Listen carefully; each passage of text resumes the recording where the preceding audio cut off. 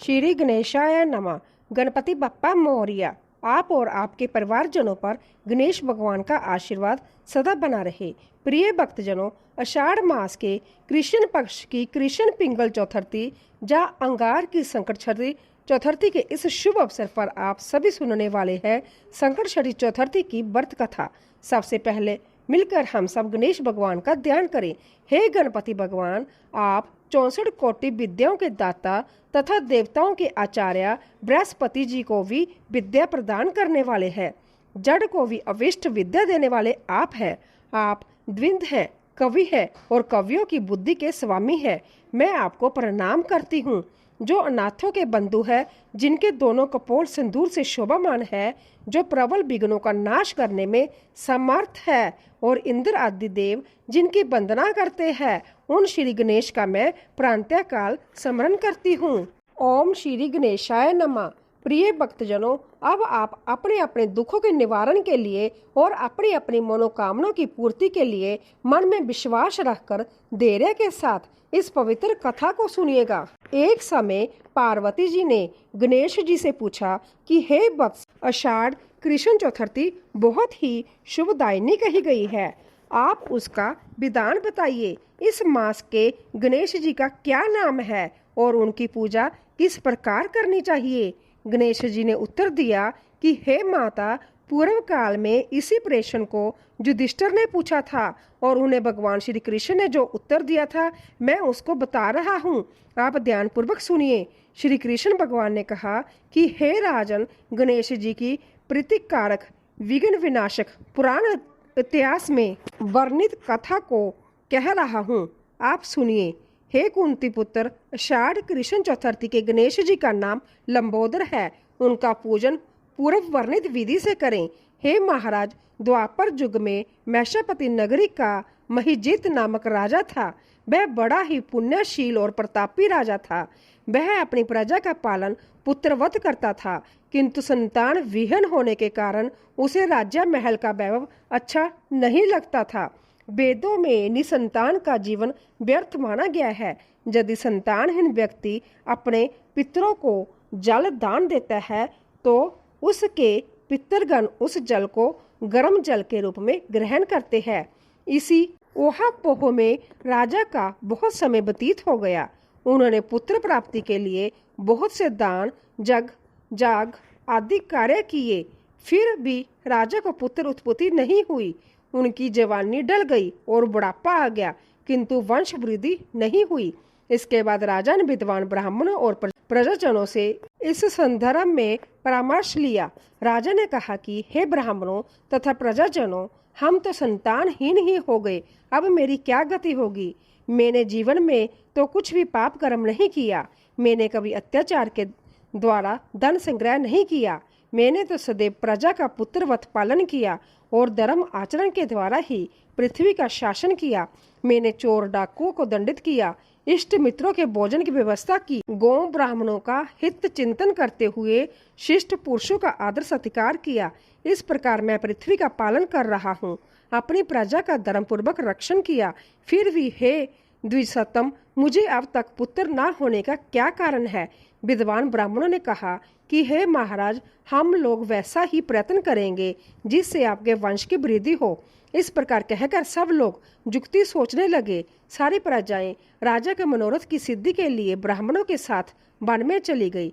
One में जाकर वह लोग शीघ्रता से इधर उधर परिभ्रमण करने लगे। उन लोगों को उसी समय एक श्रेष्ठ मुनि के दर्शन हुए। वह मुनिराज निर्हार रहकर तपस्या में लीन थे। ब्रह्मा जी के समान वह आत्मजीत, क्रोधजीत तथा सनातन पुरुष थे। संपूर्ण वेद विशारद, दीर्घायु, अनंत एवं अनेक ब्रह्म ज्ञान संपन्न व महात्मा थे। उनका निर्मल नाम लोमश ऋषि था। प्रत्येक कल्पांत में उनके एक एक रोम पतित होते थे, इसीलिए उनका नाम लोमश ऋषि पड़ गया। ऐसे त्रिकालदर्शी महर्षि लोमश का उन लोगों ने दर्शन किया। सब लोग उन तेजस्वी मुनि के पास गए। उचित अर्थना एवं प्रणाम आदि के अनंतर सभी लोग उनके सामने खड़े हो गए। मुनि के दर्शन से सभी लोग प्रसन्न होकर परस्पर कहने लगे कि हम लोगों को सौभाग्य से ही ऐसे मुनि के दर्शन हुए हैं। इनके उपदेश से हम सभी का मंगल होगा। ऐसा निश्चय करके मुनिराज से जनता कहने लगी कि हे ब्रह्म ऋषि, हम लोगों के दुख का कारण सुनिए। अपने संदेह के निवारण के लिए हम लोग आपकी शरणागत हुए हैं। हे भगवान, आप कोई उपाय बताइए। हे स्वामीन, आप जैसे महात्मा को पाकर हम लोग किसी अन्य व्यक्ति से क्या कहें। आप ब्राह्मण एवं ऋषियों में श्रेष्ठ हैं। आपसे बढ़कर कोई दूसरा पुरुष मुझे नहीं दिख रहा है। महर्षि लोमश ने पूछा, सज्जनों, आप लोग जहाँ किस अभिप्राय से आए हैं? मुझसे आपका क्या प्रयोजन है? स्पष्ट रूप से कहिए, मैं आपके सभी संदेहों का निवारण करूंगा। हम आपके कल्याण की भावना रखते हैं। तपस्वी की तपस्या केवल परोपकार के लिए ही होती है। प्रजाजनों ने उत्तर दिया, हे द्विजश्रेष्ठ, हम लोग जिस महान कार्य की सिद्धि के लिए जहाँ आए हैं उसे सुनिए। हम लोग मैशपति नगर के निवासी हैं। हमारे राजा का नाम महिजीत है। वह राजा ब्राह्मणों का रक्षक, धर्मात्मा, दानवीर, शूरवीर एवं मधुरभाषी है। उस राजा ने हम लोगों का पालन पोषण किया है, परंतु ऐसे राजा को आज तक संतान की प्राप्ति नहीं हुई है। हे भगवान, माता पिता तो केवल जन्मदाता ही होते हैं, किंतु राजा ही वास्तव में पोषक एवं संवर्धक होता है। उसी राजा के निमित्त हम लोग ऐसे गहन वन में आए हैं। हे महर्षि, आप कोई ऐसी युक्ति बताइए जिससे राजा को संतान की प्राप्ति हो, क्योंकि ऐसे गुणवान राजा को कोई पुत्र ना हो, यह बड़े दुर्भाग्य की बात है। हम लोग परस्पर विचार विमर्श करके इस वन में आए हैं। उनके सौभाग्य से ही जहाँ हम लोगों ने आपका दर्शन लाभ किया है। हे मुनीश्वर, किस व्रत दान पूजन आदि कर्म का अनुष्ठान करने से राजा को पुत्र होगा? आप कृपा करके हम सभी को बताइए। प्रजा की बात सुनकर महर्षि ध्यान मगन होकर राजा के उपकार के लिए कहने लगे। महर्षि लोमश ने कहा, हे ब्राह्मणों, आप लोग ध्यान पूर्वक सुनिए। मैं संकट नाशन व्रत को बता रहा हूँ। वह व्रत निसंतान को संतानदायक एवं निर्धनों को धन देता है। आषाढ़ कृष्ण चतुर्थी को एक दंत गजानन नामक गणेश जी की पूजा करे। पूर्वोत्तर विधि से राजा व्रत करके श्रद्धा युक्त होकर ब्राह्मण भोजन कराए और उन्हें वस्त्र दान करे। श्री गणेश की कृपा से उन्हें अवश्य ही पुत्र उपलब्धि होगी। महर्षि लोमश की यह बात सुनकर सभी लोग कर्मबद्ध होकर उठ खड़े हुए। नतमस्तक होकर दंडवत प्रणाम करके सभी लोग नगर में लौट गए। वन में घटित सभी घटनाओं को प्रजाजनों ने राजा से बताया। प्रजाजनों की बात सुनकर सम्मानकारी बुद्धिदारी राजा बहुत ही प्रसन्न हुए और उन्होंने श्रद्धा भक्ति से विधिवत गणेश चतुर्थी का व्रत करके ब्राह्मणों को भोजन और वस्त्र आदि का दान दिया। रानी सुदक्षिणा के गर्भदान संस्कार के अनंतर श्री गणेश जी की कृपा से राजा को एक सुंदर और सुलक्षणा पुत्र प्राप्त हुआ। राजा ने संपूर्ण नगर निवासियों को संतुष्ट करके पुत्र उत्सव मनाया। राजा महिजीत ने ब्राह्मणों को धन रत्न आदि देकर तृप्त किया। भगवान श्री कृष्ण कहते हैं कि हे राजन, इस व्रत का ऐसा ही प्रभाव है। जो व्यक्ति इस व्रत को श्रद्धावान होकर करेंगे वह समस्त संसारिक सुख के अधिकारी हो जाएंगे। भगवान श्री कृष्ण ने कहा कि हे महाराज, आप भी इस व्रत को विधि पूर्वक कीजिए। श्री गणेश जी की कृपा से आपकी सभी मनोकामनाएं पूर्ण होगी। आपके संपूर्ण शत्रुओं का विनाश होगा और आप अचल राज्य के अधिकारी बनेंगे। हे बुपश्रोमणी युधिष्ठिर, जो पुरुष इस व्रत को करते हैं वह चाहे एकांत सेवी ऋषि हो अथवा विद्वान, उन्हें निर्विघ्न रूप से पुत्र पौत्र आदि की प्राप्ति होती है। जो मनुष्य भगवान श्री गणेश जी के इस चरित्र को सुनते अथवा सुनाते हैं उन्हें सब कार्यों में सिद्धि प्राप्त हो जाती है। सभी मिलकर प्रेम से बोलिए, विघ्न हर्ता भगवान गणेश की जय। चौथ माता की कथा। अब सुनिए चौथ माता की कथा, क्योंकि चौथर्थी का व्रत बिना चौथ माता की कथा के जप पूजा के अधूरा रहता है। पुरानी कथा के अनुसार एक गांव में एक सेठ सेठानी थे। उनके एक बेटा और एक बहू थे। बहू सबको भोजन करा के फिर संध्या भोजन करती थी। एक पड़ोसन ऐसी भी थी जो रोज पूछती थी, बहू आज क्या बनाया है, क्या खाया है? तो बहू कहती, ठंडी बासी। एक दिन उसके पति ने ऐसा सुनकर विचार किया कि आज तो पकवान बनाए जाएं, फिर देखे कि मेरी पत्नी क्या कहती है। उसने तरह तरह के पकवान बनवाए और घर की सभी लोगों के एक साथ बैठकर भोजन किया। आज भी पड़ोसन ने पूछा तो बहू ने कहा कि ठंडी बासी। सेठ के लड़के ने सोचा हो ना हो कोई बात अवश्य है जिससे कि मेरी पत्नी ऐसा कहती है। उसने पत्नी से पूछा, तुम रोज ठंडी बासी खाया ऐसे क्यों कहती हो, जबकि हमने सब ने एक साथ बैठकर कई तरह के पकवान खाए। उसकी पत्नी बोली, हम जो खा रहे हैं वह बाप बूढ़ों की कमाई है। जिस दिन आप कमा कर लाओगे उस दिन मैं समझूंगी कि ताज़ा भोजन कर रहे हैं।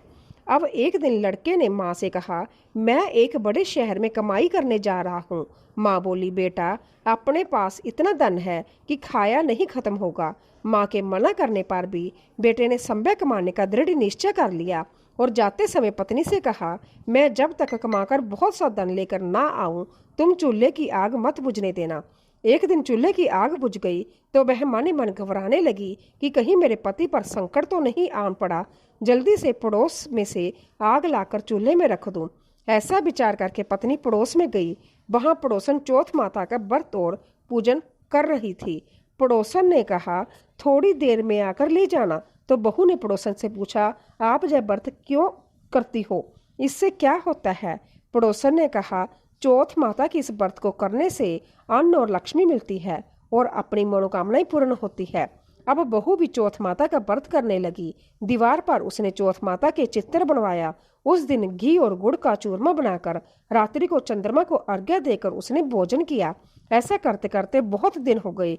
चौथ माता ने उस बहू के पति को सपना दिया कि शाहूकार का बेटा तू जागे कि सोवे, तेरी पत्नी तुझे बहुत याद कर रही है, घर जाकर उसकी चिंता मिटा दे। तू दुकान खोलकर कंकु केसर का पगलियां बना के बैठ जाना, आज तेरा हिसाब किताब चुकता हो जाएगा। अब तो चौथ माता ने जैसा कहा था वैसा ही हुआ। उसने घर जाने की तैयारी की और गाड़ी भर के धन दौलत लेकर चल दिया। रास्ते में एक बड़ा सा काला नाग फन फैलाए बैठा था और कहने लगा, आज तो मैं तुझे डसूंगा, छोड़ूंगा नहीं, आज तेरी आजू पूरी हो गई है।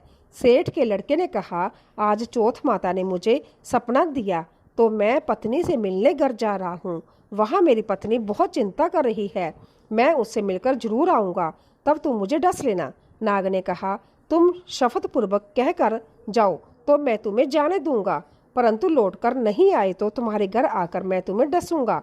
इस प्रकार सांप को वचन देकर वह घर पहुंचा। वहां सभी से हंसी खुशी से मिला और भोजन करने उदास होकर बैठ गया। उसकी पत्नी ने उदास होने का कारण पूछा तो पति ने काले नाग वाली बात बताने हुए कहा कि यदि मैं उसके पास नहीं जाऊंगा तो वह घर आकर ही मुझे डस लेगा। पत्नी बहुत चतुर थी। उसने कहा कि आप घबराओ नहीं, लेट जाओ, मैं एक उपाय करती हूँ। पत्नी ने कमरे की 7 पेड़ी धोई। पहली पौड़ी पर रेत, दूसरी पर इत्र, तीसरी पर गुलाब फूल, चौथी पर कंकु केसर, 5वीं पर लड्डू पेड़ा, 6ठी पर गादी गलीचा और 7वीं पौड़ी पर दूध का कटोरा भरकर रख दिए। इस प्रकार वह 7 हुई पौड़ी सजाकर बैठ गई। आधी रात होते ही नाग आकर पेड़ी चढ़ने लगा। पहली पेड़ी पर रेत में लौट गया और कहने लगा कि सेठ की बहू ने आराम तो बहुत दिया, पर बचनों से बंध कर आया हूँ, सो डसूंगा। इस प्रकार 7 पौड़ियां पर नाग आराम करता हुआ और कहता हुआ कि डसूंगा जरूर कमरे में जाने ही वाला था कि चौथ माता ने विचार किया कि मैं इसे नहीं बचाऊंगी तो मेरा व्रत कौन करेगा और कलयुग में मेरी मान्यता को कौन मानेगा। अब तो गणेश जी, चंद्रमा जी और चौथ माता ने उसे बचाने का विचार किया। चंद्रमा जी ने उजाला किया, चौथ माता डाल बनी और गणेश जी ने तलवार लेकर नाग को मार दिया और थाली से ढक दिया। अब बहू भी थकी हारी सो गई। दिन निकला तो लोग बेटे से मिलने आए, परंतु बेटा बहू तो उठे ही नहीं थे। बहुत देर हो गई तो माँ उन्हें उठाने गई। माँ ने 7 पेड़ियों पर जो कुछ देखा तो वह बहुत ही घबराई और बेटा बहू को आवाज लगाई। बेटा बहू उठे तो देखा कि एक डाल तलवार भाम पड़ी है। अब डाल उठाई तो वही काला नाग मरे हुआ पड़ा है। बेटा बहू ने सोचा कि आज तो धर्म कर्म ही आड़े आए हैं, जो भगवान गणेश जी और चौथ माता ने अपनी रक्षा की है। हे चौथ माता, आपने जैसे सेठ की बेटे बहू की रक्षा की वैसे ही सबकी रक्षा करना। बोलिए चौथ माता की जय। श्री गणेश चालीसा। जय गणपति सदगुण सदन, कविवर बदन कृपाल, विघ्न हरन मंगल करन, जय जय गिरिजालाल। जय जय जय गणपति गणराजू, मंगल बरन करन शुभ काजू, जय गज बदन सदन सुखदाता, विषय विनायका बुद्धि विदाता। बकर तुंड सुशी शुंड सुहावना, तिलक त्रिपुंड बाल मन पावन, राजत मणि मुक्तन और माला, स्वर्ण मुकुट शिर नयन विशाला, पुस्तक पाणी कुठार त्रिशूल, मोदक भोग सुगंधित फूल, सुंदर पीताम्बर तन साजित, चरण पादुका मुनि मन राजित, धनी शिव सुवन षडनानन ब्राता, गोरी लालन विष विखाता, रिद्धि सिद्धि तब चंबर सुधारे, मुश्क बहान सोहत द्वारे, कहो जन्म शुभ कथा तुम्हारी, अति सुशी पावन मंगलकारी, एक समय गिरिजा राजकुमारी, पुत्र हेतु तप की ना बारी, भयो जग जब पूरण अनुपा, तब पहुँचो तुम दरिद्र विज रूपा, अतिथि जाने के गोरी सुखारी, बहु विधि सेवा करी तुम्हारी, अति प्रसन्न हवे तुम वर दीना, मातो पुत्र हित जो तप कीना, मिले पुत्र तो ही बुद्धि विशाला, बिना गर्भ धारण जही काला, गणनायक गुण ज्ञान निदाना, पूजित प्रथम रूप भगवाना, अस कही अंतर्दान रूप हवे, पालना पर बालक सब रूप हवे, वन शिशु रुदन जभी तुम ठाना, लखी मुख सुख नहीं गोरी समाना, सकल मंगल सुमंगल गावे, नावते सुरन सुमन वर्षवाही, शंभु उमा बहुतान लुटावी, सुर मुनि जन सुत देखन आवे, लखी अति आनंद मंगल साजा, देखन भी आए शनि राजा, निज अवगुण गुण शनि मन माही, बालक देखन चाहत नाही, गिरिजा कुछ मन वेद बढ़ायो, उत्सव मोर ना शनि तुम्हें बायो, कहन लगे शनि मन मुस्कुचाई, का करियो शिशु मोहि दिखाई, नहीं विश्वास उमा और भयो, शनि सो बालक देखन कहियो, पदती शनि दृग कौन प्रकाशा, बालक सिर उड़ी गयो आकाशा, गिरिजा गिरी विकल हवे धरनी, सो दुख दशा गयो नहीं बरनी, हा कर मचो कलाशा, शनि कीनो लखी सुत को नाशा, तुरत गरुड़ चढ़ी विष्णु सिधायो, काटी चक्र सो गज सिर लाए, बालक के दड़ ऊपर दार्यो, प्राण मंत्र पड़ी शंकर डार्यो, नाम गणेश शंभु तब कीने, प्रथम पूज्य बुद्धि निधि वर दीने, बुद्धि परीक्षा जब शिव कीना, पृथ्वी कर परिदक्षिणा लीना, चले षडनानन भर में बुलाई, रचे बैठ तुम बुद्धि उपाई, चरण मातु पितु के दर लीने, तिनके साथ प्रदक्षिण कीने, धनी गणेश कहीं शिव हिये हर्षे, नभते सूरन सुमन बहु बरसे, तुम्हारी महिमा बुद्धि बढ़ाई, शेष सहस मुख सके न गाई, मैं मतहीन मलिन दुखारी, करियो कौन विधि बिने तुम्हारी, भजत राम सुंदर प्रभु दासा, जग प्रयाग कंकरा दुर्वासा, अब प्रभु दया दीना पर कीजिए, अपनी शक्ति भक्ति कुछ दीजिए, श्री गणेश जय चालीसा, पाठ करे कर ध्यान, नित नव मंगल ग्रह बसे,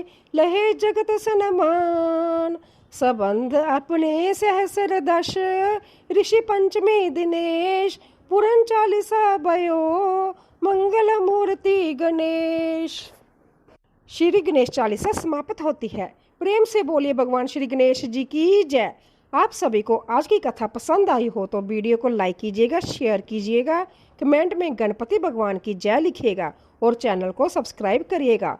ओम श्री गणेशाय नमः।